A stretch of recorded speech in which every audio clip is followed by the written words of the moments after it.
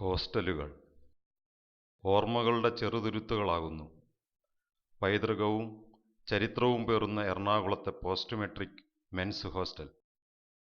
Finance അവന്യൂവിൻ്റെ ഓരം ചേർന്ന് തുറമുഖത്തെ കപ്പലുകളുടെ സൈറനുകൾക്ക് പിന്നിൽ മറയുന്ന സൂര്യനിറങ്ങൾക്ക് മൂകസാക്ഷിയായി അണയാത്ത ഓർമ്മകളുടെ ഒരു നെരിപ്പോട്.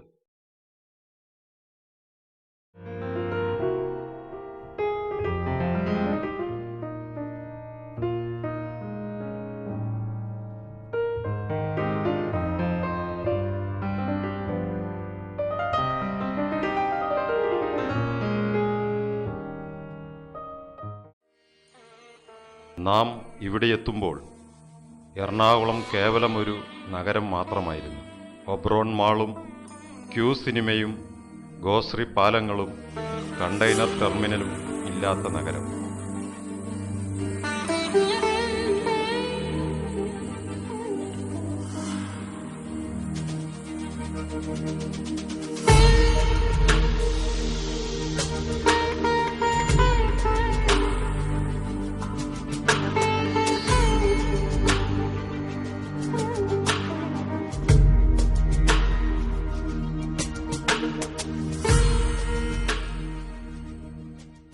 എങ്കിലും നിറപ്പകിട്ടുകളുടെയും ചലനാത്മകതയുടെയും ഊർജം എവിടെയും നിറഞ്ഞിരുന്നു.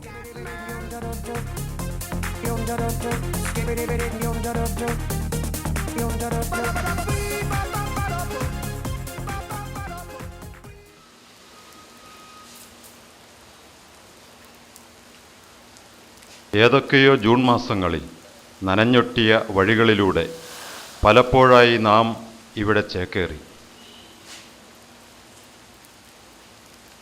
പകച്ച കണ്ണുകളോടെ അപരിചിതമായ ഈ താവളത്തിൽ നമ്മളെത്തുമ്പോൾ മനസ്സു നിറയെ നെയ്തുകൂട്ടിയ സ്വപ്നങ്ങളുണ്ടായിരുന്നു.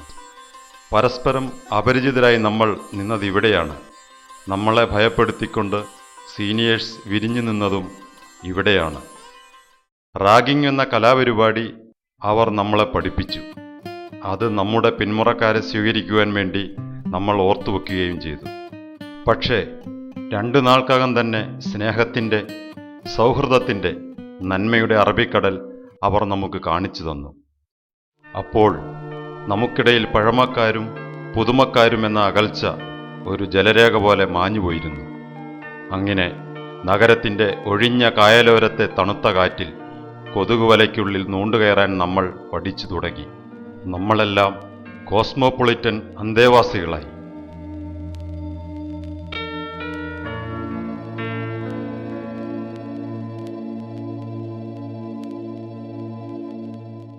നമ്മുടെ ആ പഴയ TV ഓർമ്മയില്ലേ? തട്ടിയും മുട്ടിയും ഓണാക്കുന്ന ആ വയസ്സൻ TV. DD ന്യൂസിലൂടെ മാത്രം നമ്മൾ ലോകത്തെ നോക്കിക്കണ്ടത്. രാമായണവും മഹാഭാരതവും പിന്നെ ബാബറി മസ്ജിദ് തകർക്കുന്നതുമെല്ലാം നമ്മെ കാണിച്ചു തന്നത് ആ പൊട്ട TV-യാണ്.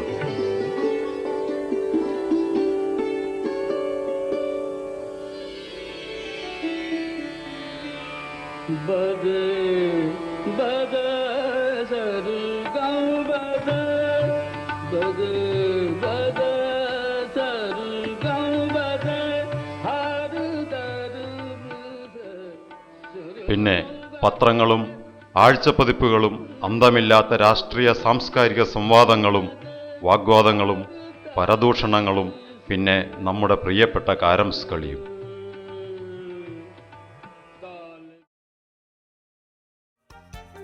ഇത് നമ്മുടെ മെസ് ഹാൾ. ഭക്ഷണത്തിന് ഉപ്പ് കൂടിയെന്നും കുറഞ്ഞെന്നും മുളകില്ലെന്നും രുചിയില്ലെന്നും പറഞ്ഞ് അമ്മാവന്മാരെ നമ്മൾ തെറി വിളിച്ചു. എന്നിട്ട് അവർ കാണാതെ മെസ്സ് കട്ടെടുത്തുകൊണ്ടുപോയി നമ്മൾ ഗസ്റ്റുകൾക്ക് വിളമ്പി. അങ്ങനെ മെസ്സ് കിട്ടാതെ വന്ന അന്തേവാസികളും അമ്മാവന്മാരെയും മെസ് ബോയ്സിനെയും വീണ്ടും തെറി വിളിച്ചു.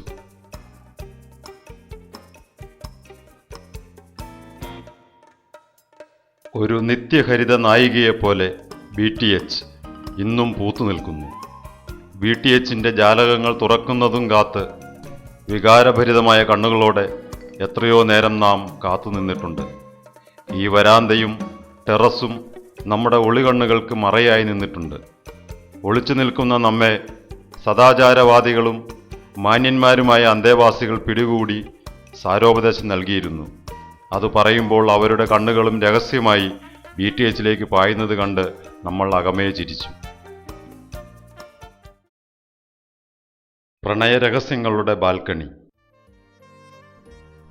പ്രണയത്തിൻ്റെ വീരവാദങ്ങൾ മുഴക്കിയിരിക്കുന്നവർക്ക് ചുറ്റും എന്നും നിറഞ്ഞ സദസ്സുകളായിരുന്നു.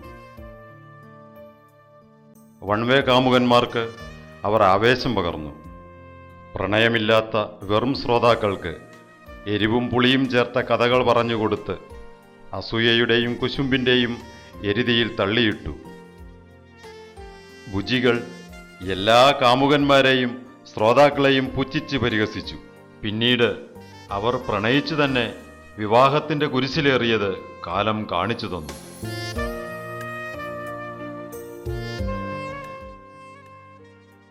മുൻവശത്തെ മതിൽ. നമ്മുടെ സായാഹ്നങ്ങൾക്ക് നിറം പിടിപ്പിച്ചിരുന്ന അത്താണി.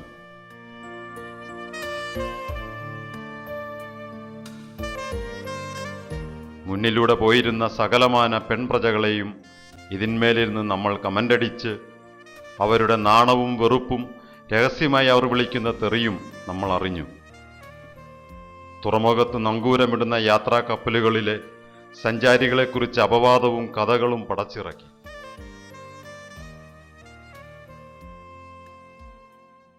ഇവിടെ ഒരു മൾബറി മരം നിന്നിരുന്നു. അത് എപ്പോഴും കായ്ക്കും. മെസ്സില്ലാത്ത ഏപ്രിൽ മാസങ്ങളിലെ ചില മഹാന്മാരെ അത് ഓർമ്മിപ്പിക്കുന്നു.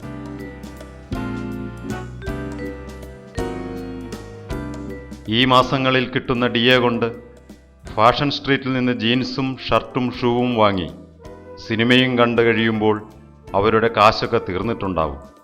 പിന്നെ ചക്കയും മാങ്ങയും തേങ്ങയും പറിച്ച് ഈ മൾബറി പഴവും തിന്ന് പച്ചവെള്ളവും കുടിച്ച് അടുത്ത DA കിട്ടുന്നതുവരെ അവർ കാത്തിരിക്കും.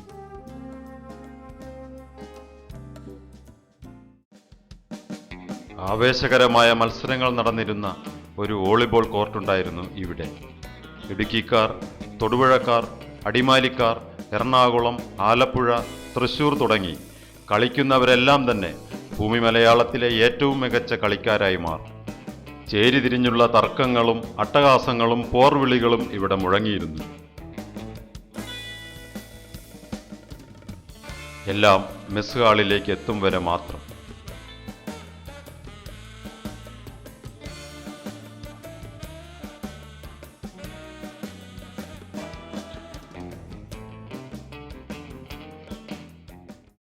മെസ് കഴിഞ്ഞാൽ പിന്നെ സെക്കൻഡ് ഷോ സിനിമ കാണാനുള്ള സമയമാകും.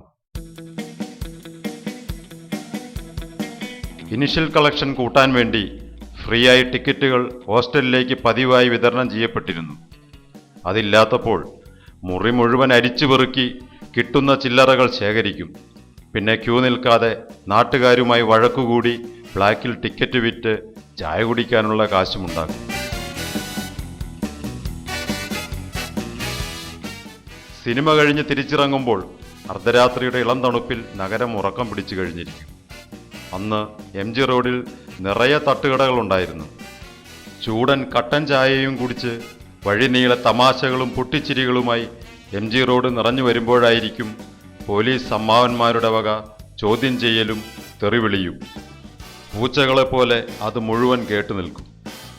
പിന്നെ അവർ പോയി കഴിയുമ്പോൾ ഒഴിയാത്ത ആവനാഴിയിൽ നിന്നും പോലീസുകാർക്ക് പോലും അറിയാത്ത തെറിയുടെ ശേഖരം പുറത്തെടുക്കും. പോലീസിൻ്റെയും സർക്കാരിൻ്റെയും നാട്ടുകാരുടെയും മുകളിൽ തെറിവിളിയുടെ വെടിക്കെട്ട് തുടങ്ങും. ഭരണിപ്പാട്ടിൻ്റെ ആവേശം അണയുന്നതിന് മുന്നേ ഹോസ്റ്റലിൽ എത്തിയിട്ടുണ്ടാവും.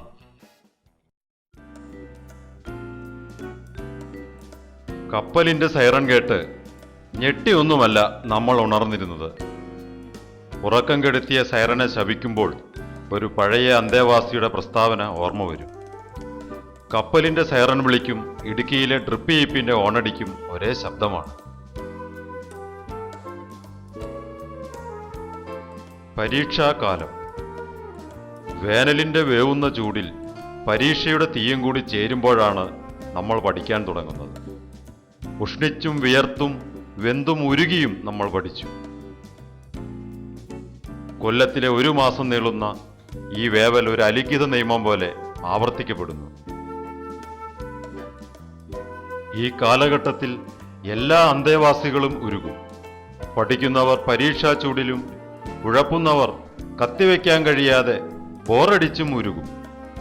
പരീക്ഷകൾ കഴിയുന്ന ദിവസം രാത്രിയിൽ സംഘം ചേർന്ന് നിലവിലുള്ള വിദ്യാഭ്യാസ സമ്പ്രദായങ്ങൾക്കെതിരെയും യൂണിവേഴ്സിറ്റികൾക്കെതിരെയും കോപ്പിയടിക്കാൻ സമ്മതിക്കാത്ത അധ്യാപകർക്കെതിരെയും മുദ്രാവാക്യം വിളിച്ച് പ്രസ്താവന ഇറക്കും.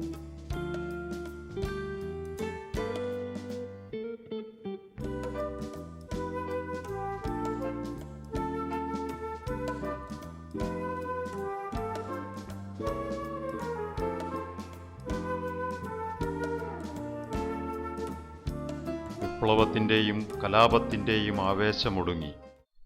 പതിവ് പോലെ സൈറൺ വിളിയെ ശപിച്ചുകൊണ്ടുണരുമ്പോൾ നമ്മുടെ തൊണ്ടയിൽ തിരിച്ചറിയാത്ത ഒരു ഖനം അനുഭവപ്പെട്ടിരുന്നു. പിന്നെ പതിവിന് വിപരീതമായി ജനലഴികൾക്കരികിൽ നിന്ന് തുറമുഖത്തിനുമപ്പുറത്തെ വിദൂര ചക്രവാളത്തിലേക്ക് നമ്മൾ നഷ്ടപ്പെട്ടു. അത് ഒരു വിട പറയലിൻ്റെ നിസ്സംഗതയാണെന്ന് തിരിച്ചറിയുവാൻ നമ്മൾ ഒരിക്കലും തയ്യാറായില്ല. വിട പറയുവാൻ കഴിയുമോ ചങ്ങാതി? സ്നേഹം നിറഞ്ഞ ഓളങ്ങളിൽ നിന്നും വരണ്ട കരകളിലേക്ക് ഒറ്റപ്പെട്ടു നടക്കുവാൻ നമുക്ക് കഴിയുമോ? ഇല്ല, ഇല്ല. നമ്മൾ ഗസ്റ്റുകളാകാൻ തീരുമാനിച്ചു. ഹോസ്റ്റലുകളിലെ ഒഴിവാക്കാനാവാത്ത പ്രതിഭാസമായി ഗസ്റ്റുകൾ സൃഷ്ടിക്കപ്പെടുന്നത് അങ്ങനെയാണ്.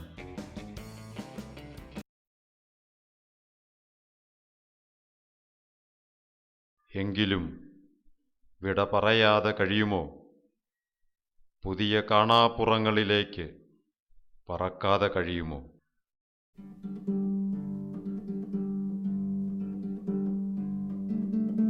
വീണ്ടും ഏതൊക്കെയോ ജൂൺ മാസങ്ങളിൽ പുതിയ പുതിയ മേച്ചിൽപ്പുറങ്ങളിൽ നാം ഇടം കണ്ടെത്തി. ഗ്രഹാതുരത്വത്തിൻ്റെ ഒട്ടിയ താളുകൾ വിടർത്തിയെടുക്കാൻ നമ്മൾ വഴിപിരിഞ്ഞു. സുഹൃത്തേ, സൗഹൃദത്തിൻ്റെ വലക്കണ്ണികൾക്ക് സ്വയം ജീർണിക്കാനാകില്ലല്ലോ. അത് ഹൃദയങ്ങൾ കൊണ്ടാണ് കൊരുത്തിരിക്കുന്നത്.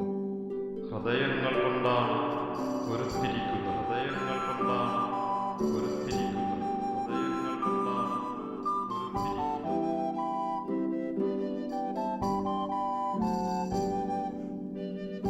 കുറച്ചു കാലങ്ങൾക്ക് മുൻപ് ഇവിടെ വരുമ്പോൾ അവർ അപരിചിതരായിരുന്നു. പക്ഷേ ഇപ്പോഴോ അവരുടെ എല്ലാം ഇവിടെയാണ്, അവരുടെ പ്രിയപ്പെട്ട ഹോസ്റ്റൽ. ഈ ഹോസ്റ്റൽ അവർക്ക് വെറും ഒരു താവളമായിരുന്നില്ല, മറിച്ച് അവരുടെ വാക്തത്വ ഭൂമിയായിരുന്നു. ഇവിടെ ഇപ്പോൾ അവർ പിരിയുകയാണ്. ഇനി എന്തെങ്കിലും കണ്ടുമുട്ടുമോ? കണ്ടാൽ തന്നെ തിരിച്ചറിയുമോ? നമുക്ക് നോക്കാം.